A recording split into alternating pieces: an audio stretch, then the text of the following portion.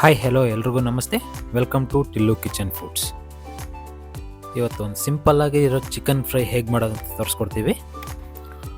ಈ ಚಿಕನ್ ಫ್ರೈನ ಬಿಸಿ ಬಿಸಿ ಅನ್ನದ ಜೊತೆ ತಿಂತಾಯಿದ್ರೆ ತುಂಬ ಮಜವಾಗಿರುತ್ತೆ. ಒಂದು ಸರಿ ಟ್ರೈ ಮಾಡಿ. ಇದೇ ಥರ ರೆಸಿಪೀಸ್ ಇನ್ನೂ ಬೇಕಂದರೆ ಚಾನಲ್ನ ಸಬ್ಸ್ಕ್ರೈಬ್ ಮಾಡ್ಕೊಳ್ಳಿ, ಹಾಗೆ ಬೆಲ್ ಐಕಾನ್ ಪ್ರೆಸ್ ಮಾಡಿ.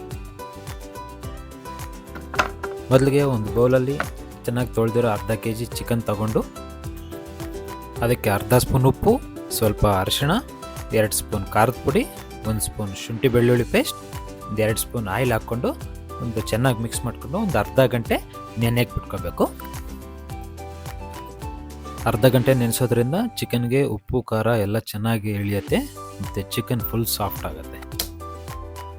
ಅರ್ಧ ಗಂಟೆ ಆದಮೇಲೆ ಸ್ಟವ್ ಮೇಲೆ ಪ್ಯಾನ್ ಇಟ್ಬಿಟ್ಟು ಅದಕ್ಕೆ 3 ಇಂದ 4 ಟೇಬಲ್ ಸ್ಪೂನ್ ಆಯಿಲ್ ಹಾಕ್ಕೋಬೇಕು. ಎಣ್ಣೆ ಬಿಸಿ ಆದಮೇಲೆ ಅದಕ್ಕೆ ಸ್ವಲ್ಪ ಕರಿಬೇವು, 2 ಚಿಕ್ಕದಾಗಿ ಹಚ್ಚಿಟ್ಟಿರೋ ಈರುಳ್ಳಿ, ಹಾಗೆ 2 ಮೆಣಸಿನ್ಕಾಯಿ ಹಾಕ್ಕೊಂಡು ಫ್ರೈ ಮಾಡ್ಕೋಬೇಕು.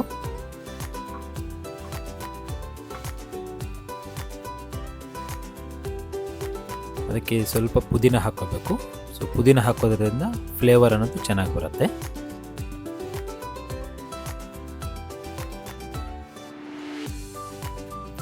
ಈರುಳ್ಳಿ ಫ್ರೈ ಆದಮೇಲೆ ನೆನೆಸ್ಕೊಂಡಿರೋ ಚಿಕನ್ ಹಾಕ್ಕೊಂಡು ಮೀಡಿಯಂ ಫ್ಲೇಮ್ನಲ್ಲಿ ಮುಚ್ಚಿಬಿಟ್ಟು ಒಂದು 5 ನಿಮಿಷ ಬೇಯಿಸ್ಕೋಬೇಕು.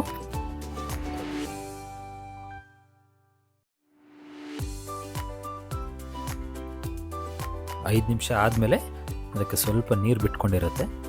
ಒಂದು ಸರಿ ಮಿಕ್ಸ್ ಮಾಡಿಕೊಂಡು ಹಾಗೆ ಅದಕ್ಕೆ ಅರ್ಧ ಸ್ಪೂನ್ ಧನಿಯಾ ಪೌಡರ್, ಅರ್ಧ ಸ್ಪೂನ್ ಪೆಪ್ಪರ್ ಪೌಡರ್, ಅರ್ಧ spoon jeera powder, 1 spoon chicken masala ಇದೆಲ್ಲ ಹಾಕ್ಕೊಂಡು ಮಿಕ್ಸ್ ಮಾಡ್ಕೋಬೇಕು.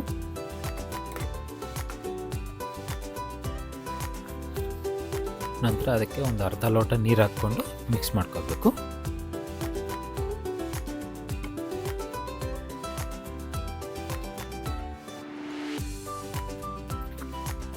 ನಂತರ ಮುಚ್ಚಿಬಿಟ್ಟು ಒಂದು 5 ನಿಮಿಷ ಮೀಡಿಯಂ ಫ್ಲೇಮಲ್ಲಿ ಬೇಯಿಸ್ಕೊಂಡ್ರೆ ಚಿಕನ್ ಎಲ್ಲ ಚೆನ್ನಾಗಿ ಬೆಂದೋಗುತ್ತೆ.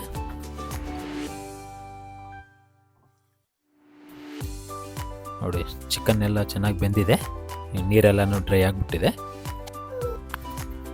ಇವಾಗ ಇದಕ್ಕೆ ಒಂದು ಅರ್ಧ ಸ್ಪೂನ್ ಗರಂ ಮಸಾಲ ಹಾಗೂ ಸ್ವಲ್ಪ ಕೊತ್ತಂಬರಿ ಹಾಕೋಬೇಕು. ಸ್ಪೈಸಿ ಆಗಿರೋ ಚಿಕನ್ ಫ್ರೈ ರೆಡಿ ಆಯಿತು. ಯಾವಾಗಲೂ ಒಂದೇ ಥರ ಮಾಡ್ಕೊಂಡು ತಿಂದು ಬೇಜಾರಾಗಿದ್ದರೆ ಈ ಥರ ಒಂದು ಸರಿ ಟ್ರೈ ಮಾಡಿ ನೋಡಿ. ಟೇಸ್ಟ್ ಅಂತೂ ಬೇರೆ ಲೆವೆಲ್ ಇರುತ್ತೆ. ಈ ಚಿಕನ್ ಫ್ರೈನ ಬಿಸಿ ಬಿಸಿ ಅನ್ನದ ಜೊತೆ ಮಾತ್ರ ತಿನ್ನಿ, ತುಂಬ ಅಂದರೆ ತುಂಬ ಚೆನ್ನಾಗಿರುತ್ತೆ.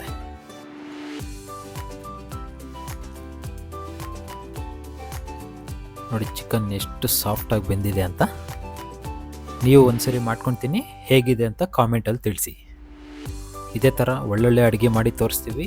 ಇನ್ನೂ ಯಾರಾದರೂ ನಮ್ಮ ಚಾನಲ್ನ ಸಬ್ಸ್ಕ್ರೈಬ್ ಆಗಿಲ್ಲ ಅಂತಂದರೆ ಪ್ಲೀಸ್ ಇವಾಗಲೇ ಸಬ್ಸ್ಕ್ರೈಬ್ ಮಾಡ್ಕೊಳ್ಳಿ.